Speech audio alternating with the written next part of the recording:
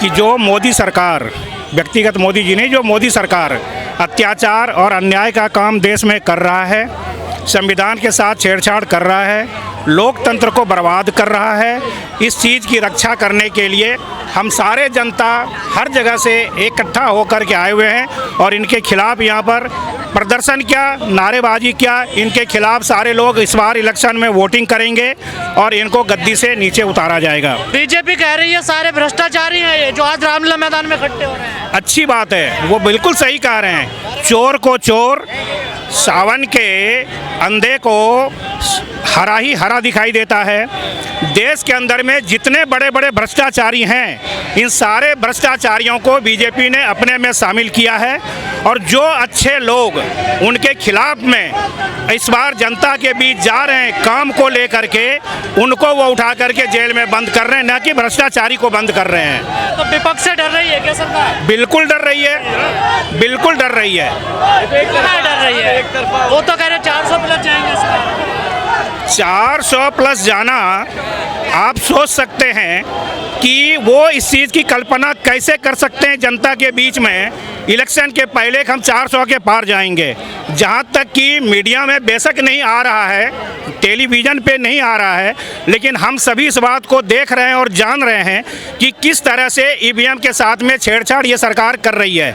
और ईवीएम के खिलाफ आज हमारे सुप्रीम कोर्ट के वकील का एक नहीं, दो नहीं, पूरा जत्था पूरे देश के अंदर में ईवीएम के खिलाफ में जो है अपना मुहिम छेड़ा हुआ है।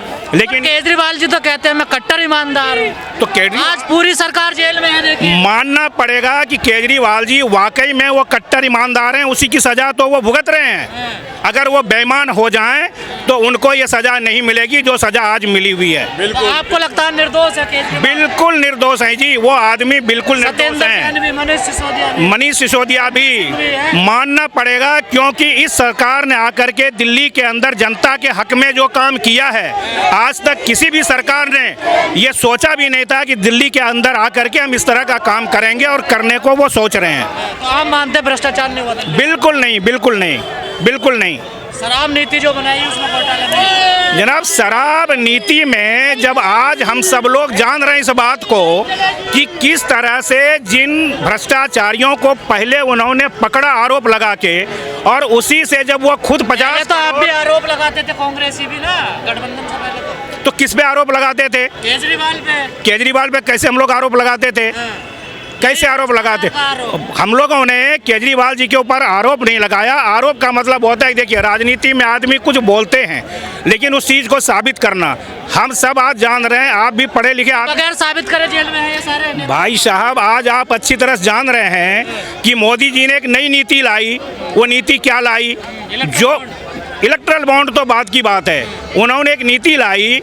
पहले नियम था कि किसी भी मुजरिम को जब पकड़ा जाएगा तो वो उसे जमानत मिलेगी, और जमानत मिलने के बाद वो केस लड़ेगा। अगर उसके ऊपर साबित होगा कि ये आदमी दोषी है तो उसको जेल की सज़ा होगी। आज उन्होंने नीति पलट दी, क्योंकि वो जानते थे कि हमें 2024 चुनाव के पहले ये कांड करने हैं देश के अंदर में। नीति क्या है? तो सरकार के इशारे पे हो रहा है सब जनाब, बिल्कुल हो रही ना सरकार के इशारे पे। पर ईडी, सीबीआई, ये तो एजेंसी। जनाब, ईडी सीबीआई क्या है, उसकी क्या मुराद है? ईडी सीबीआई में क्या होता है बोलिए मुझे। जो ईडीआई चीफ होते हैं, ईडी के जो चीफ होते हैं, वो किसी के द्वारा नॉमिनेट किया जाते हैं, पोस्टेड किए जाते हैं, उसकी कोई एग्जाम नहीं होती है। 400 प्लस जाएगी इस बार? नहीं जाएगी। 400 प्लस को गोली मारो जी, वो सत्ता से नीचे उतरेंगे इस बार।